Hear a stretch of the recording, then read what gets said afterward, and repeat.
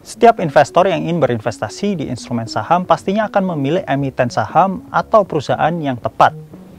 Tujuannya agar investasi saham yang dilakukan itu bisa sesuai harapan dan tentunya menghasilkan keuntungan yang maksimal. Salah satu yang menjadi acuan para investor itu adalah corporate action. Lalu, apa sih yang dimaksud dengan corporate action? Dan aksi apa aja yang dilakukan setiap perusahaan?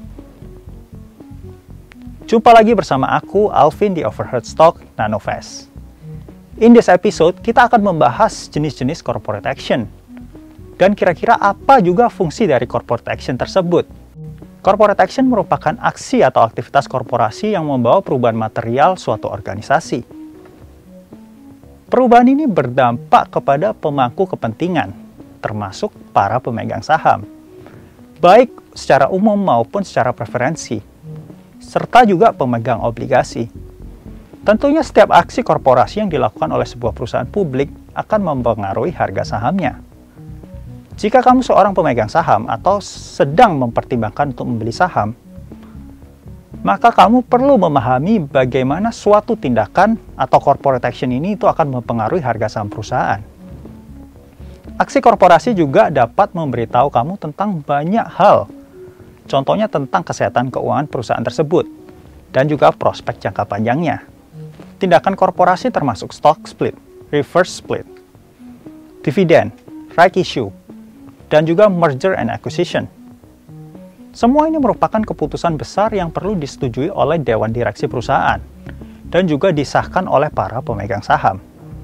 Coba kita pelajari satu persatu. Yang pertama adalah stock split. Stock split terkadang juga disebut dengan saham bonus atau membagi nilai masing-masing saham yang beredar dari sebuah perusahaan. Stock split 2-1 ini adalah yang paling umum. Contohnya, investor yang memegang satu saham secara otomatis ini akan memiliki dua saham masing-masing bernilai tepat setengah dari harga saham aslinya. Jadi perusahaan baru saja memotong setengah harga sahamnya sendiri.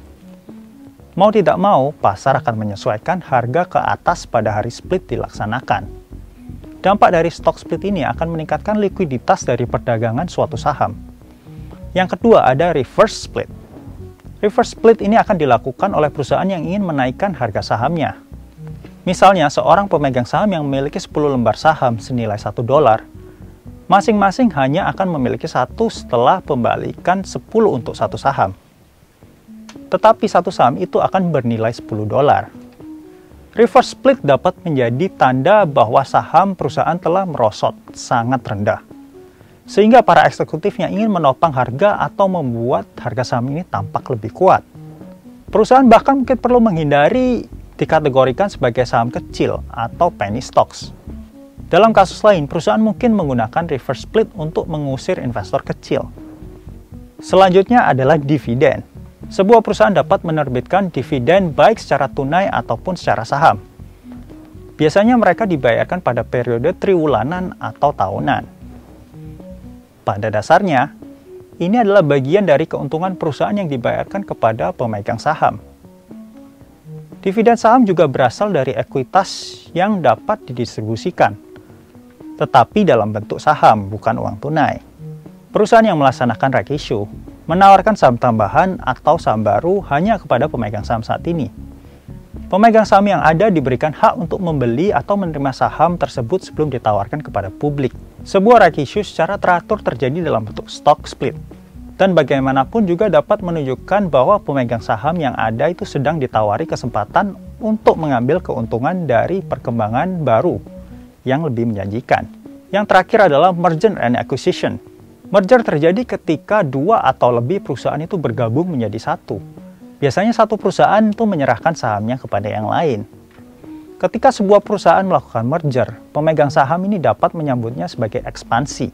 Di sisi lain, mereka dapat menyimpulkan bahwa industri itu menyusut, dan ini memaksa untuk perusahaan melahap persaingan untuk terus tumbuh. Dalam akuisisi, perusahaan ini membeli sebagian besar saham perusahaan target. Misalnya, perusahaan swasta mengakuisisi perusahaan publik yang tidak berkembang. Dengan demikian, perusahaan swasta baru saja menjelma menjadi perusahaan publik tanpa harus melalui proses penawaran umum perdana. Dengan cara akuisisi ini pula, perusahaan itu bisa mengubah namanya dan menerbitkan saham-saham baru. Nah, itu tadi penjelasan lengkap mengenai apa itu call protection dan jenis-jenisnya. Kalau kamu mau tahu info lebih lanjut seputar saham, yuk langsung cek aja video-video lainnya di kategori Overheard Stocks. Dan jangan lupa untuk subscribe, tekan tombol like, komen, dan kira-kira video apa lagi nih yang harus kita bahas.